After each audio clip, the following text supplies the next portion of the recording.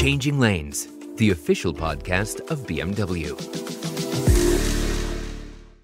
Hey everybody, welcome to this episode of Changing Lanes, the official podcast of BMW. My name is Jonathan. And my name is Sarah. And today on the podcast, we've got something special for the listeners who like the roar of a BMW engine. And the listeners who enjoy a little bit of history. You know, we should have like some sort of sound effect where we mix classical music with revving engines and then throw in like a weird time travel whoosh in there on top. I think that's going to fit the elements of this podcast really well. That sounds good. Yeah. All right. So from aircraft engines to motorcycle boxer engines, from the diesel car to the PHEV, we are going to present you our list of the best engines of BMW. BMW has 100 plus years of history, and they've designed and built countless great engines. So why not show off a little and take a look under the hood at our engine milestones through the years? Exactly. So BMW carries an important letter in its name. The M, right in the middle of BMW, that stands for Motoren in German, or in English, it is engines, right? And if you're interested, you can check out our podcast number 10, where we talk all about the origin of the BMW name, all about that stuff. But let's get back to today's episode about engines. Now, through various means of transport, whether it's a plane or a motorcycle or an automobile or even a boat, BMW pioneers new technologies. That's a fact. So we've chosen not one legendary BMW engine for you, but 12. Yeah, and I mean, even 12, that was a hard list to create. 12 engine milestones from aircraft to electric propulsion. Even the editorial team actually had a heated debate and 6 different views in a team of 5, and lists were agreed upon and then thrown out. But now we really have the list. Let's see if we can make it through this list without upsetting too many BMW engine fans and historians. I mean, ultimately, every gearhead has a different focus, so we've catered it to you guys. This list is the perfect debate starter. And no, this is not a definitive list, so please don't be angry if you think the M88 should be on the list or something else is missing, right? Yeah, we're going to all agree to play nice, right? Exactly. So with that out of the way, we're going to be good to one another with our 12 engines on this list. And let's start with the first engine that made the cut. And these are also not in ranking order. They're just chronological, okay? So these 12 engines are all great in their own right. Here we go. With that said, our oldest and our first engine of epic proportions is the BMW Illa aircraft engine from 1917. Yeah, so the line sheer driving pleasure is, of course, what BMW is all about, whether it's on 2 wheels or 4. But way back, they could have used sheer flying pleasure because shortly after BMW was founded, engineers developed the company's first engine in 1917, and that was the BMW Illa aircraft engine. Yep, that's right. BMW originally created aircraft engines. Yes, and we even went into detail about this in a previous podcast episode, the exact same one that we mentioned earlier, podcast number 10, so make sure to check it out and become a BMW history expert. All right, back to you, Sarah. Sorry for the interruption. Yeah, so as I was saying, this engine has a sophisticated technical design which helped prevent loss of performance at great heights, resulting in an unofficial altitude record of 32,021 feet, which is 9,760 meters, and that was back in 1919. Well, that paved the way for BMW to take up a leading position right from the start. I mean, this was right at the beginning of BMW, so it really was a big deal. I mean, this is huge. I mean, the success of something like this, I don't know, it's like comparable to Facebook being a huge hit after being created in Mark Zuckerberg's Harvard dorm, right? Okay, well, I guess you can compare it to that. All right. So here are some facts and figures for the gearheads out there listening. The Illa engine featured a water-cooled 6-cylinder gasoline inline engine with carburetor producing 185 HP. So the Inline 6 was a part of BMW right from the beginning. That's good to know. Yep. But with a whopping displacement of 1,163 cubic inches or 19.1 liters, I mean, imagine that in a normal car. Yeah, I mean, there are cars like the Beast of Turin from Fiat, but maybe that's something for another episode. Okay, moving on to the second engine that we think is great, number 2, the Boxer engine in the BMW R5 motorcycle from 1936. All right, let's zip from aircraft to motorcycle engines. The legendary BMW R5. Now, this machine is powered by a 30 cubic inch 500cc Boxer engine with a pretty impressive power output. For that time, especially, of 24 HP. And, you know, I gotta say it, one notably technical feature here is the valve control via 2 camshafts. Now, the R5 quickly earned a reputation for being reliable and robust. Yeah, and by the way, gear shifting on the R5 was by foot, which at the time was actually a novelty. But that soon established itself as a standard that we all know and love. So if you've ever wondered why you shift with the left foot today and don't have a lever by the gas tank anymore, that's thanks to the R5. There you go. The more you know. And next on our list is the inline 6 engine in the BMW 328 from 1936. So this is actually the first car engine on our list. Now we know that BMW engines are considered to be pretty sporty, right? Yes, and this 2-liter inline 6 is another excellent example of this. It was first used in the 326 back in 1936 and was then given a modern aluminum cylinder head. And it also delivered around 80 HP in the BMW 328 and was able to hit up to 5,000 RPM. Now, I know that might not sound like much for today's standards, but pretty good for back then. It is, and you'll see later in the list, I'm just going to say 10 cylinders. Jonathan, you probably already know is coming. Yeah.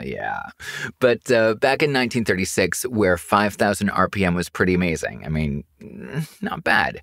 And, you know, when you combine that engine with a weight of just over 1,800 pounds, which is roughly 800 kilograms, and the 328 was a real driving machine back then. So, not bad. Okay, next on our list, number 4, the aluminum alloy V8 engine in the BMW 502 from 1954. Now, if you do not know the BMW 502, please go to Google and take a look at this beauty. Now, if I tell you it had the nickname the Baroque Angel, you'll know why. Curved body, sweeping lines, it's got it all. But there's nothing Baroque old school about its BMW V8 engine. In fact, it was the world's first mass-produced V8 aluminum alloy engine and was very high-tech at the time, as were the brake booster, the power clutch, and the disc brakes, the last of which would later be fitted as standard. Even the police and fire department were impressed by this car's qualities, and they used the BMW 502 as an emergency vehicle. I mean, imagine calling the cops and they show up in like a luxury car. Well, welcome to 1950s Germany, I guess. Yeah, I know, right? I mean, I don't want to be a bank robber or anything if the police come to the chase with a 502 and it's 100 horses V8. I mean, that is not a fair fight. No. Okay, let's jump a couple of decades to the 1970s when turbos were still something special and exotic. I mean, it's hard to imagine a world without turbo engines today where it's hard to find new models that don't come with the turbo. I mean, it's something we all know. But back then in the 70s, something different. Yeah, totally. That changed, though, with the next entry in our list, at least in some parts of the world. Exactly. Introducing next on our list, the 4-cylinder turbo engine and the BMW 2002 Turbo in 1973. So 50 years ago, turbos in production cars were as rare as a 4-speed manual transmission today. In came the 2002 Turbo with its 2-liter turbo engine. It was the first mass-produced European car with a turbocharger, even before some competitors that we won't name, but you know who you are. I mean, everybody knows the 2002 Turbo for its iconic looks with the turbo spelled out backwards on the front bumper, but the real magic was happening under the hood. It produced 170 HP and made the car good for a top speed of 211 kilometers per hour, pushing it into real sports car territory. Yeah, legend has it that plenty of sports cars owners had to get used to the look of 2002 turbos in their mirrors, chasing them out of the left lane on the Autobahn. But the early turbo engines, they were not what you know from today's turbo engines. I mean, geez, those old phrases don't come from nothing, like the phrase turbo on, gas gone, or the turbo commemorative second.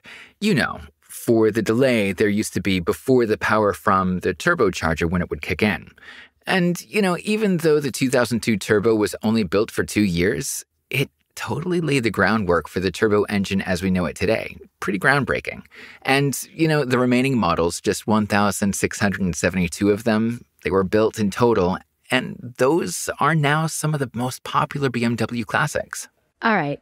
Next on our list, we go back to naturally aspirated, but even more powerful, the 4-valve 6-cylinder engine from the BMW 3.0 CSL Racing Coupe from 1974. Yes, awesome. But for us to go back in time, we sometimes have to do Back to the Future.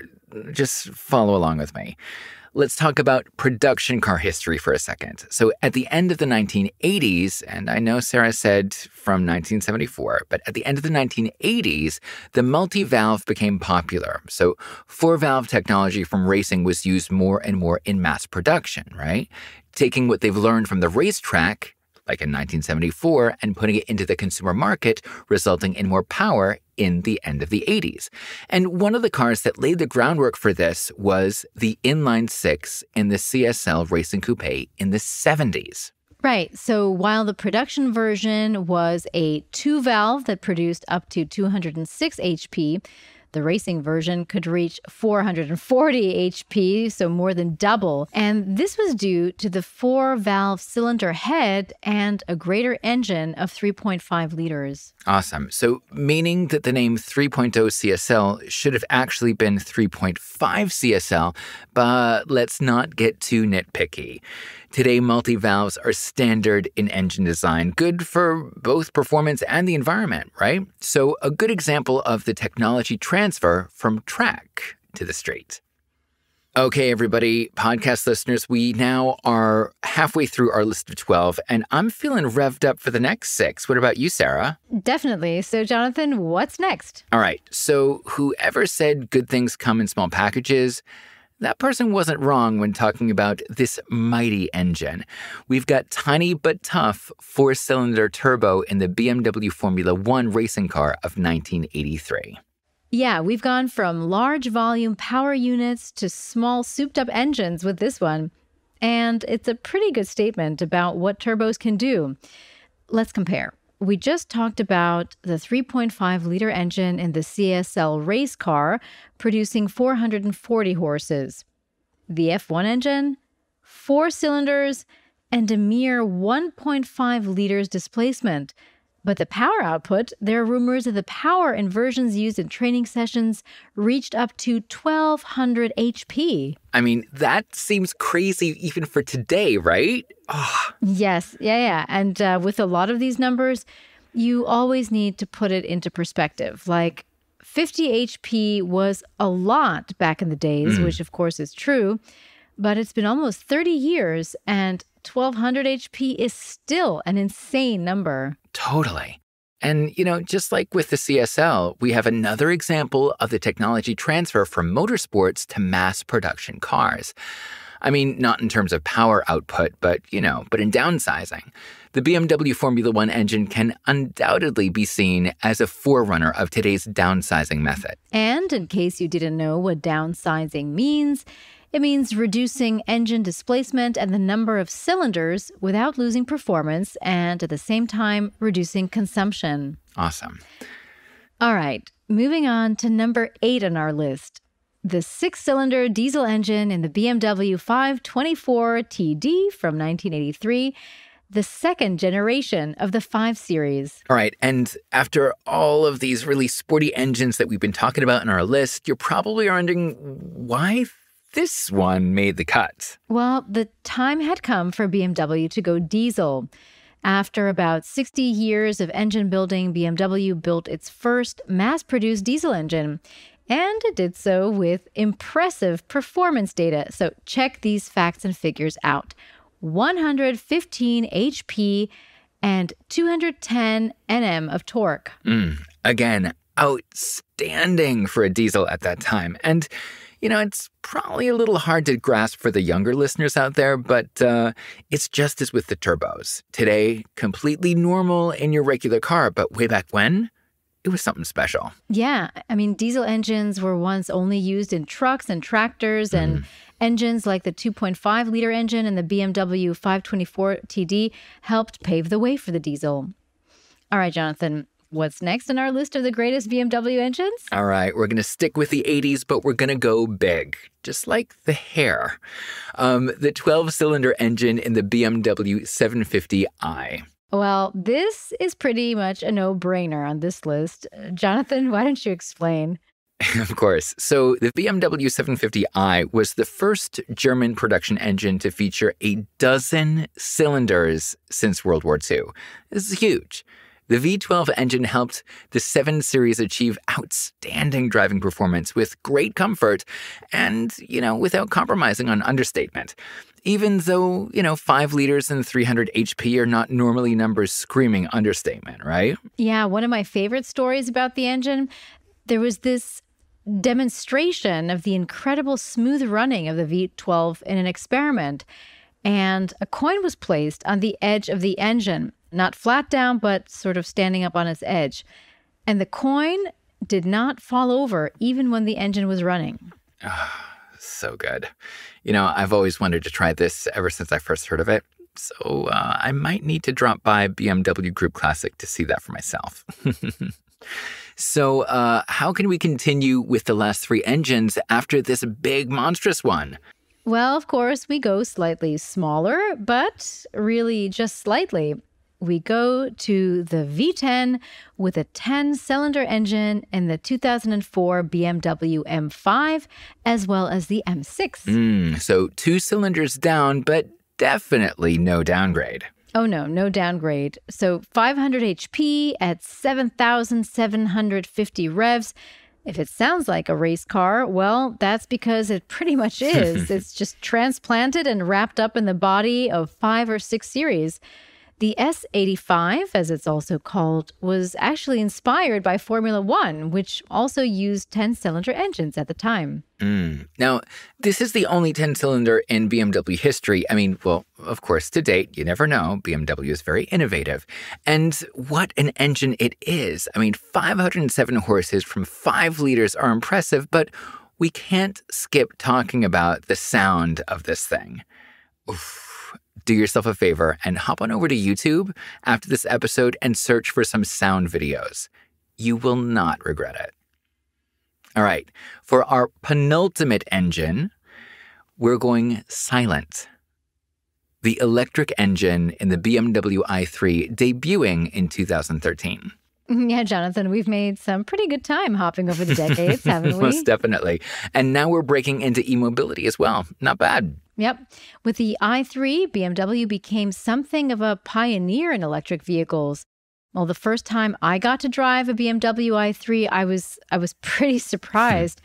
I was really, I had a lot of doubts about electric cars. It was so quiet. I was often wondering whether the car was even running. But ultimately, it was so much fun. The acceleration, especially at traffic lights, it's really just something else. It's a pleasure to drive. And with 170 HP, the pleasure of driving these electric vehicles is just like put the pedal down and you just go whoosh and silently. It's just so much fun to drive. And, taking off at a traffic light, you can leave your combustion cars in the dust as well. It's kind of cool. And it's kind of cool to see what's in store in terms of electric engines in the future as well. And last but not least on our list of the 12 greatest BMW engines is Sarah. Why don't you take this one? I'll be happy to do so, Jonathan. Okay, so number 12 on our list is the 3-cylinder hybrid in the BMW i8. So a hybrid meaning that the i8 is powered by both an electric and a gasoline engine.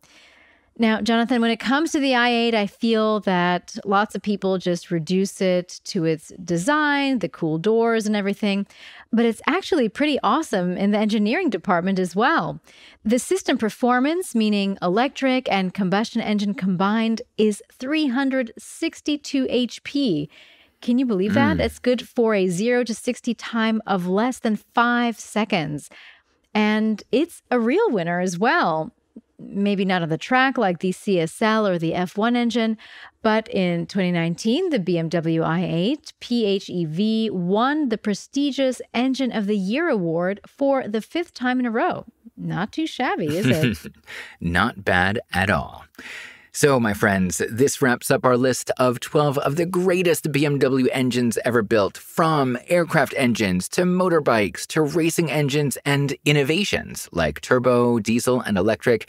I think we proved that the history of the BMW engine is rich in outstanding models, but that doesn't mean that this list is set in stone.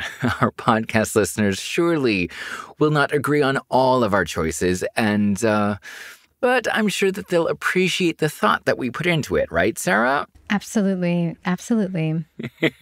And I know we could have extended this list to twice its size and still not everybody would be happy. But, what about the V8 in the E92 M3? Or what about the S14? And the list goes on and on. But maybe we'll just need to do a second edition one of these days. We'll see.